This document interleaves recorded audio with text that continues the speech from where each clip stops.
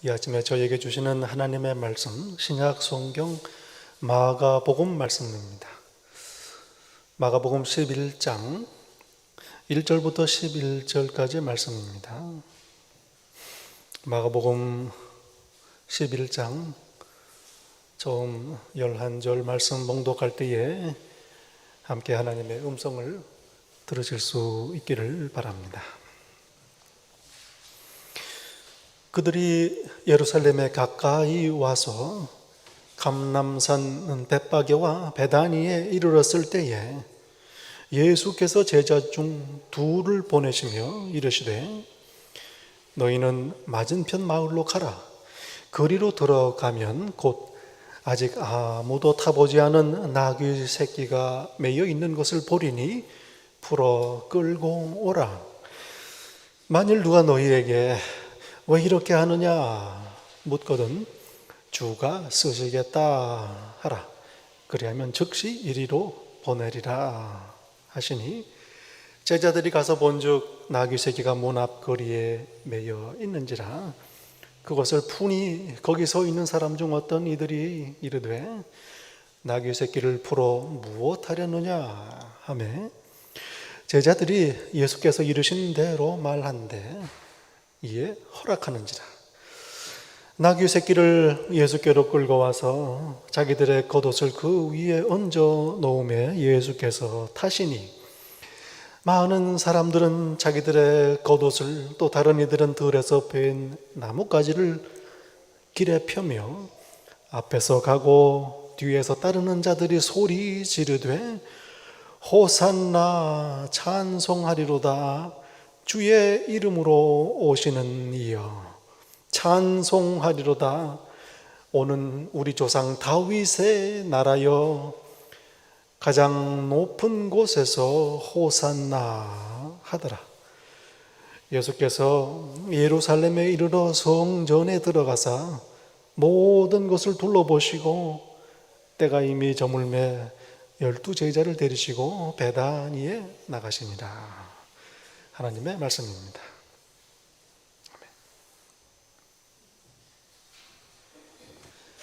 네, 귀한 찬양, 특별 찬양 감사를 드립니다.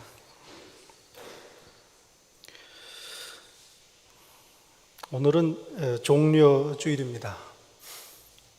예수님께서 이 땅에서 마지막 유월절을 맞으시기 위해서 예루살렘으로 들어가신 일을 기념하는 그런 주일입니다. 십자가를 일주일 앞에 두고 계십니다. 예루살렘으로 도착하신 예수님께서는 예수님 근처에 베다니에 도착하십니다. 그리고 거기서 나귀를 마련하십니다. 그 나귀를 타시고 예루살렘으로 들어가십니다. 명절을 맞아서 예루살렘을 찾은 수많은 사람들은 예수님을 환영합니다. 자기들의 겉옷을 벗어서 예수님 가시는 길가에 펴놓습니다. 들고 있던 나뭇가지를 또한 예수님 발 아래 펴놓습니다. 요한복음은 이 무리가 종려 나뭇가지를 가지고 예수님을 맞이했다 이렇게 증거합니다. 그래서 종려 주일이다 그렇게 이야기를 하는 거죠. 나귀를 타신 예수님을 앞뒤로 좌우로 둘러싼 무리들은 노래하며 찬송합니다. 호산나 부디 우리를 구원하소서. 찬송하리로다. 주의 이름으로 오시는 이여 찬송하리로다. 우리 조상 다윗의 나라여 가장 높은 곳에서 호산나. 예수님을 여호와 하나님께서 보내신 왕으로, 이스라엘의 왕으로 환영합니다. 오늘 종려주일의 의미를 무리들이 불렀던 노래 속에서 함께 생각해 보고자 합니다. 주의 이름으로 오시는 이여, 주의 이름으로 오시는 이여. 성경에 보면은 하나님 이름이 여러 개가 등장을 합니다. 물론 하나님의 참 이름은 여호와입니다. 모세에게 알려주신 이름입니다. 그리고 여러 가지 호칭이 등장을 합니다. 지극히 높으신 분이시다, 영존하시는 분이시다, 전능자시다.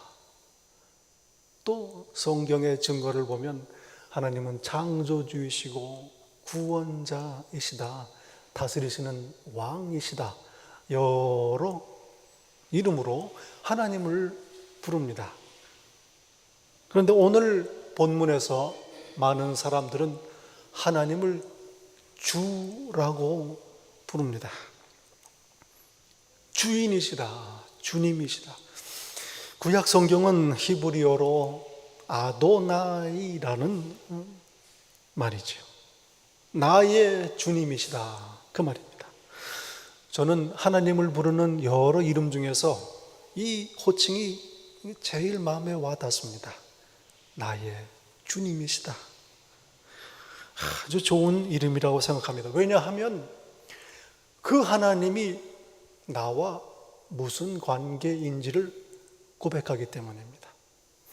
하나님이 지극히 높으신 분이시다, 영존하시는 분이시다, 전능자, 창조주, 구원자이시다, 세상을 다스리시는 왕이시다.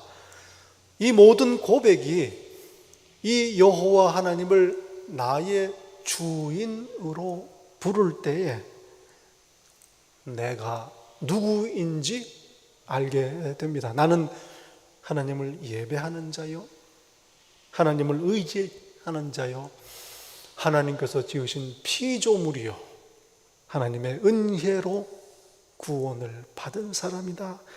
나는 하나님을 찬양하는 사람이다. 나는 하나님의 것이다, 하나님의 소유다. 내가 누구인지 하나님 앞에 고백하게 되는 겁니다. 여러분, 내가 누구인지, 어디서 왔는지, 그리고 무엇을 해야 하는지, 또 어디로 가는지, 이걸 아는 것만큼 중요한 일이 어디 있겠습니까? 하나님을 나의 주님이라고 부를 때 이 모든 질문에 대답이 이루어지는 겁니다. 예수님께서 제자들에게 물으신 적이 있습니다. 너희는 나를 누구라 하느냐? 참 중요한 질문이지요. 베드로가 대답합니다. 예수님, 당신은 그리스도이십니다. 하나님의 아들이십니다. 예수님께서 기뻐하셨습니다. 그리고 이 고백을 하는데 3년 걸렸습니다. 이 고백이 나오자 예수님께서는 됐다 하고 십자가를 향해 예루살렘으로 발길을 옮기시기 시작합니다. 그만큼 중요한 고백입니다. 그런데 이 고백에 빠진 게 하나 있습니다. 예수님, 당신은 나의 주님이십니다. 이 고백에 빠져 있어요. 이 고백은 예수님께서 부활하신 다음에 성령님께서 오신 후에야 비로소 제자들이 이 고백을 하게 됩니다. 십자가 전까지 제자들이 얼마나 연약했는지 그 모습이 이해가 안 되지요. 예수님은 나의 주님이시다, 이 고백이 없었기 때문입니다. 온전한 신앙 고백, 예수님은 하나님의 아들이시요 그리스도이시요 나의 주인이십니다. 온전한 신앙 고백입니다. 저 여러분, 예수님을 나의 주님으로 고백하시기를 축원합니다.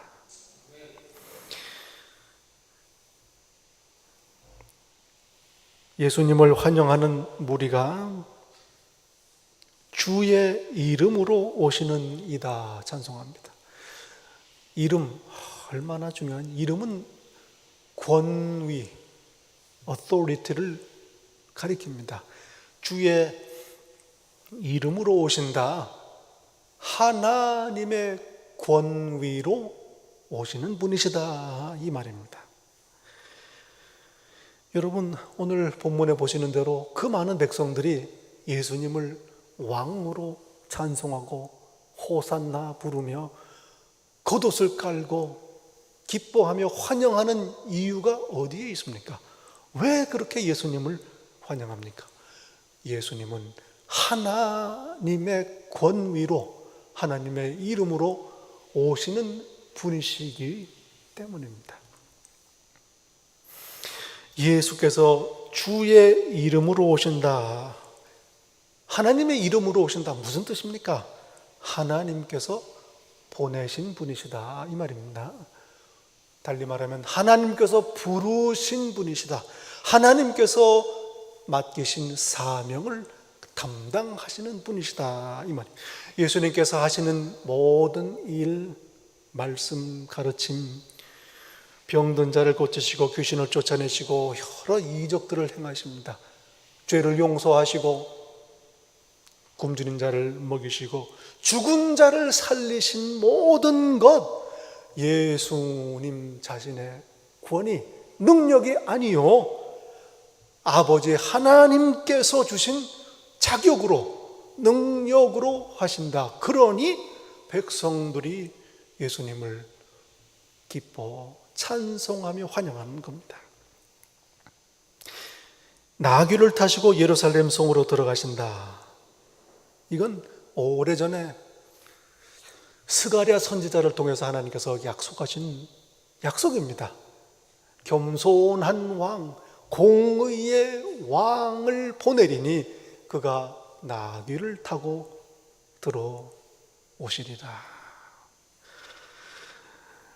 이스라엘의 왕이라는 예수님께서 스스로 주장하시는 것 아니요, 하나님께서 약속하신 것이요, 하나님께서 그 자격을 인정하신 분이십니다. 주의 이름으로 오시는 분이시다.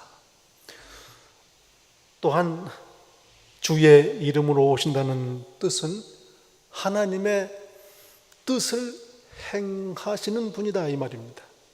하나님이 원하시는 일을 하는 분이다 이 말이.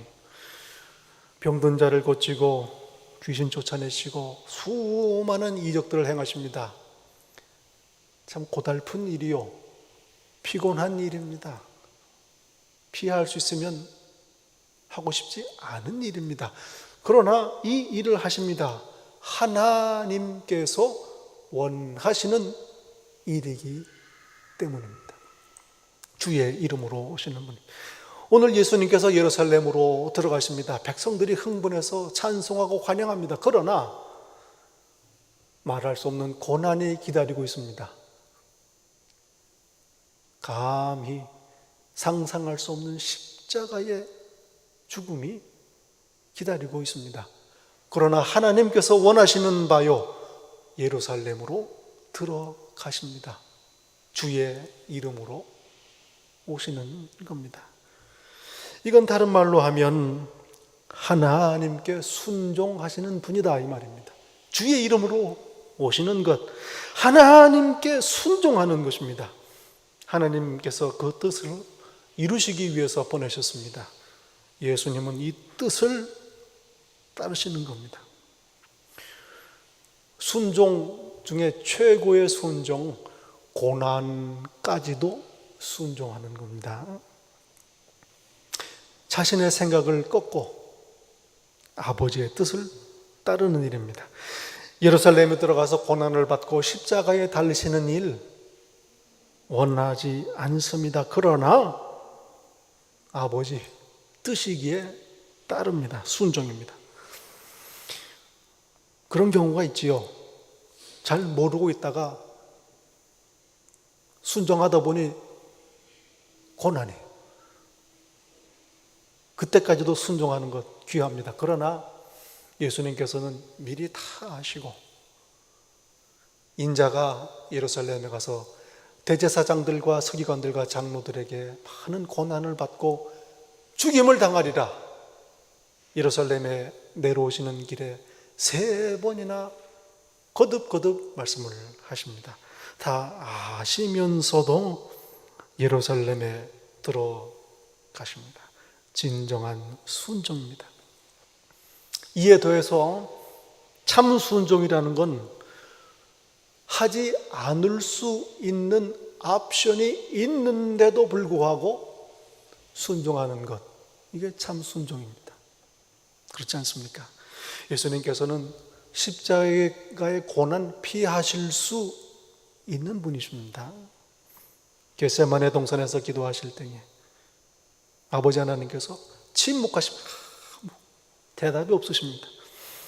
이때 아닌가 보다. 오늘은 일단 자리를 피하고 보자. 이렇게 하실 수도 있으셨어요. 대제사장에게 신문당할 때 빌라도 관저에 끌려가서 신문을 당할 때 스스로를 변호하실 수 있었습니다.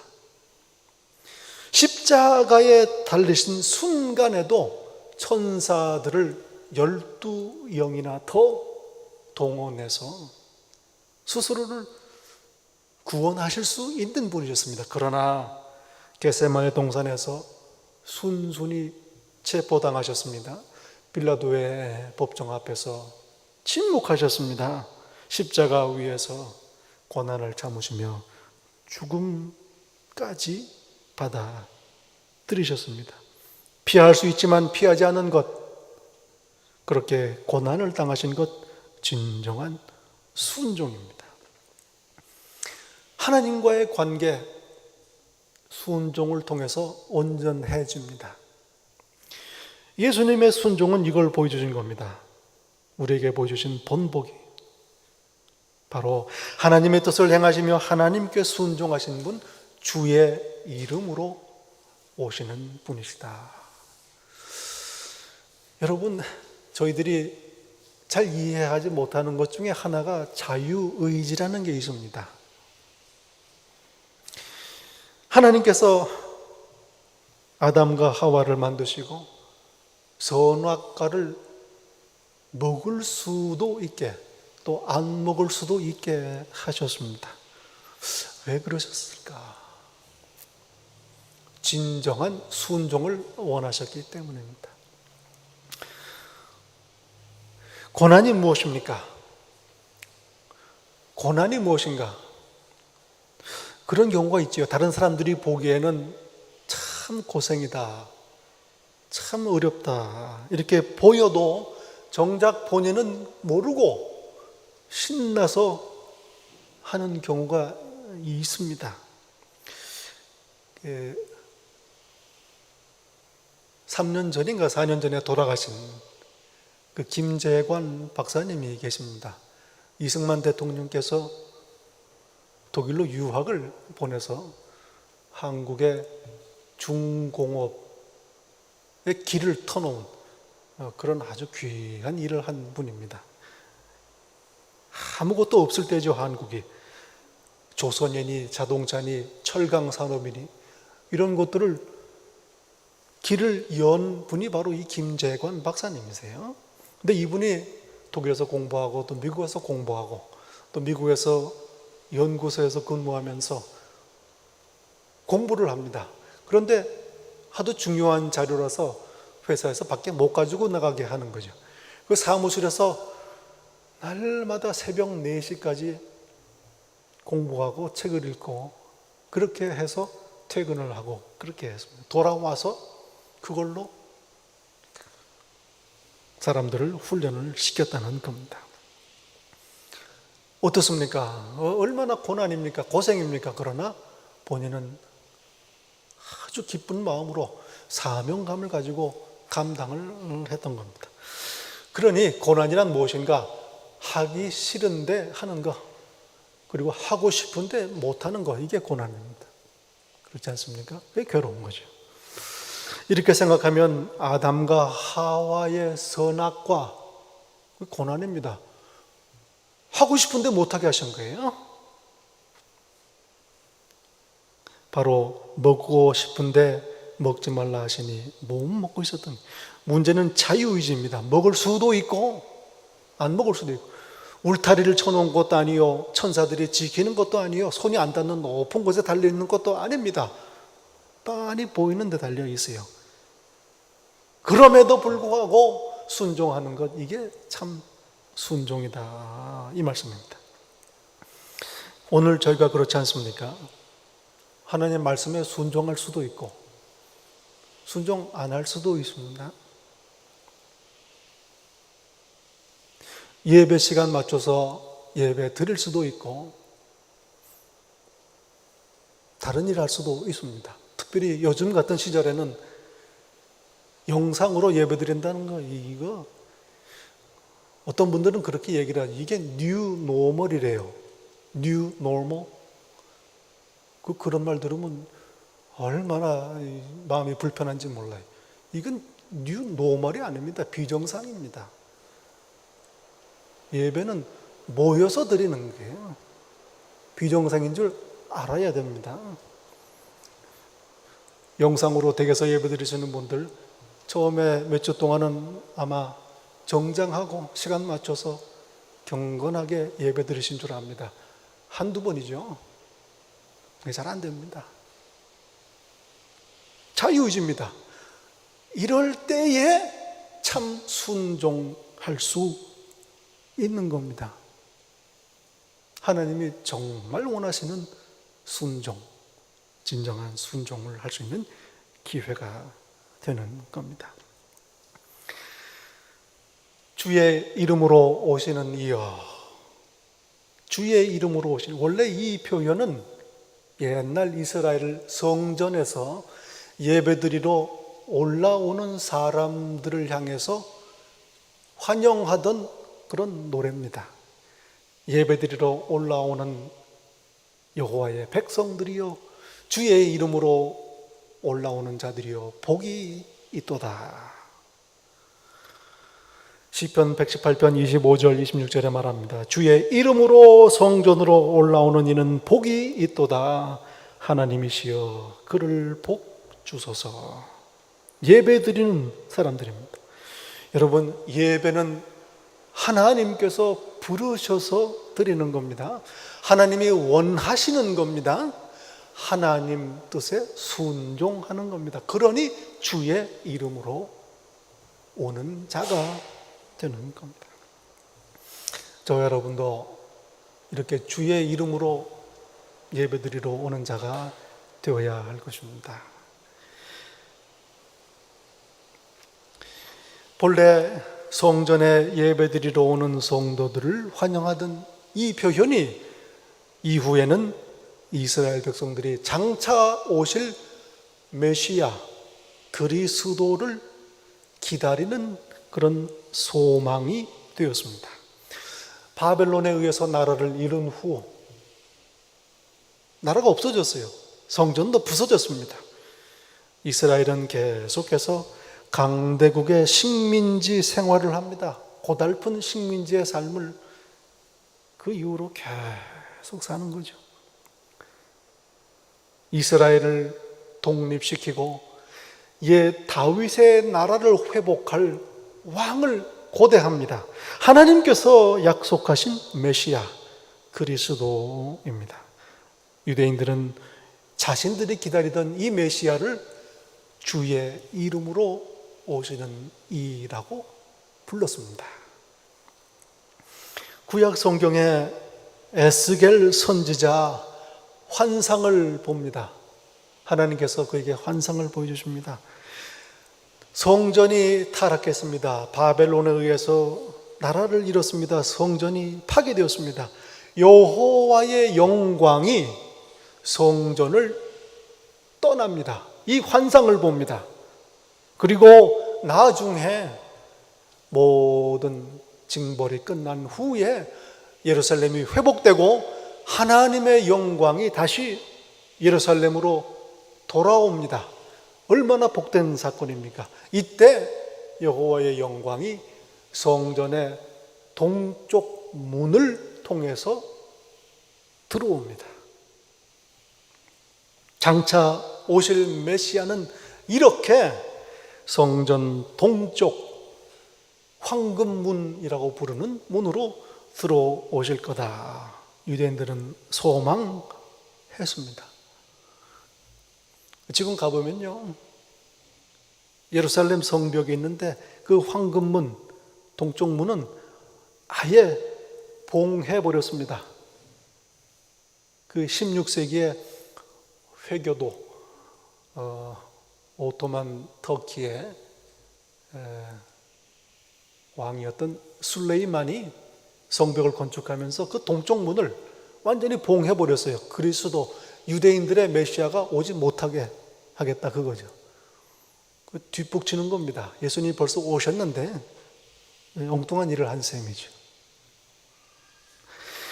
오늘 본문에서 메시아이신 예수께서는 나귀를 타고 바로 성전의 이 동쪽 문으로, 황금문으로 들어오십니다. 이스라엘이 기다리던 메시아, 하나님께서 약속하신 왕이십니다. 베다니에서 나귀를 타시고 벳바게를 지나 언덕 아래로 내려다 보이는 예루살렘을 향해 내려오십니다. 그리고 기드론 골짜기를 건너서 황금문으로 백성들의 환영을 받으며 들어오시는 겁니다. 메시아가 오신다, 다윗의 나라를 회복할 왕이시다. 백성들은 이렇게 노래하는 겁니다. 얼마나 감격적인 순간입니까? 예배드리러 성전을 찾은 이스라엘 백성들, 예수님을 왕으로 기쁨으로 찬송하며 환영합니다. 오늘 본문에 보면 예수님께서 나귀를 마련하는 장면이 있지요. 나귀의 주인이 기꺼이 예수님께 나귀를 빌려줍니다. 그리고 백성들은 호산나 하면서 예수님을 환영합니다. 예루살렘과 이스라엘에는 이미 예수님의 소문이 가득히 퍼져 있습니다. 그동안 행하신 많은 일들, 병 고치시고 귀신을 쫓아내시고 여러 이적들을 행하신 그 소문이 이미 다 퍼졌습니다. 사람들은 나사렛 예수께서 그리스도시다 알고 있습니다.